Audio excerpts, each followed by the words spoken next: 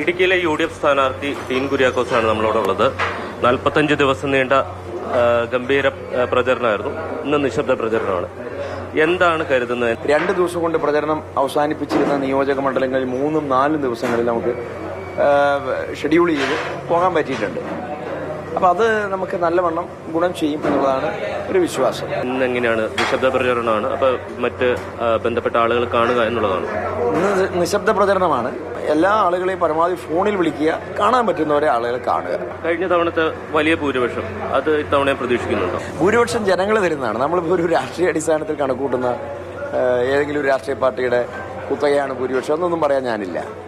ജനങ്ങൾ കലവറയില്ലാതെ UDFനോടൊപ്പം സഹായിച്ച് നിലയുറപ്പിച്ചതാണ് 2019. അതിൻ്റെ രാഷ്ട്രീയ സാഹചര്യമാണ് അതിലേക്ക് നയിച്ചത്. അതേ രാഷ്ട്രീയ സാഹചര്യം ഇപ്പോഴും നിൽക്കുന്നു. കുറച്ചുകൂടി രൂക്ഷമാകുന്നത് ഈ 2 ഗവൺമെന്റുകൾക്കെതിരായിട്ടുള്ള ജനരോഷം അതിഭയങ്കരമായ തരത്തിൽ ഉണ്ട് എന്നുള്ളത് അനുഭവവേദ്യമാണ്. ഇപ്പോൾ വന്യജീവി സംഘർഷത്തിന്റെ കാര്യത്തിൽ, വന്യജീവി ആക്രമണത്തിന്റെ കാര്യത്തിൽ ഗവൺമെന്റ് മാത്രം പരിഹരിക്കേണ്ട ഒരു വിഷയമാണ്. വേറെ ആർക്കും റോളില്ല. അപ്പം അത് നല്ല രീതിയിൽ സർക്കാരുകളുടെ പരാജയം അക്കാര്യത്തിൽ നിരുത്തരവാദപരമായ സമീപനം, അതിന് ആ വാക്കാണ് ഏറ്റവും അനുയോജ്യമായത്.